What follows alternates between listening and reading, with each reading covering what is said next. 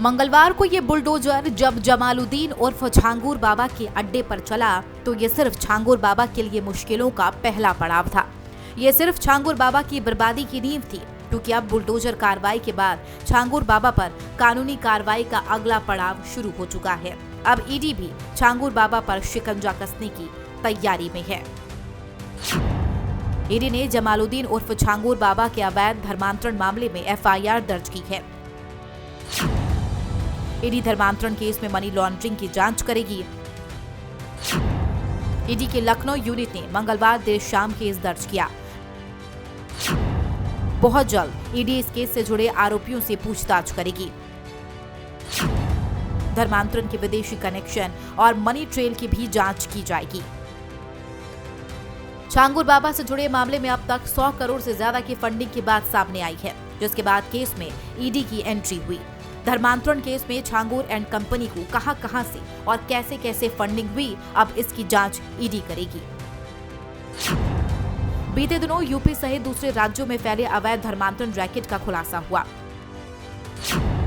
इस रैकेट का मास्टरमाइंड जमालुद्दीन उर्फ छांगुर बाबा है, जिसे यूपी एसटीएफ ने महिला साथी के साथ गिरफ्तार किया। जब इस रैकेट का खुलासा हुआ उसके बाद जांच हुई तो जांच में पता चला कि ये रैकेट जाति के आधार पर धर्म बदलवाने के लिए रेट फिक्स करता था। इतना ही नहीं, नाबालिगों को प्रेम जाल में फंसाकर लोगों का धर्मांतरण कराया गया। कुछ पीड़ित सामने आकर अपनी आप बीती भी बयां कर चुकी है।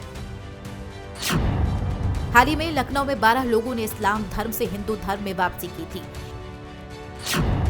इनमें कुछ लोगों ने आरोप लगाया था कि बलरामपुर के रहने वाले जमालुद्दीन उर्फ छांगुर बाबा ने पैसों का लालच देकर उनका धर्म परिवर्तन कराया।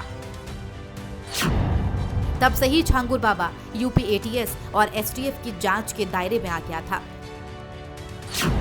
फिर लखनऊ के ही एक होटल में छांगुर बाबा को गिरफ्तार किया गया।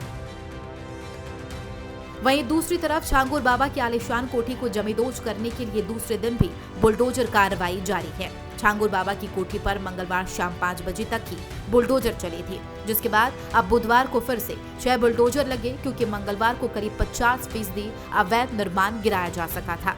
कोठी काफी मजबूत है, जिसे बुलडोजर को तोड़ने में दिक्कत आ रही। छांगुर बाबा इस कोठी में अपने गैंग के लोगों के साथ रहता था और यहीं से बैठकर अवैध धर्मांतरण का काला साम्राज्य चलाता था। ये रिपोर्ट प्राइम न्यूज।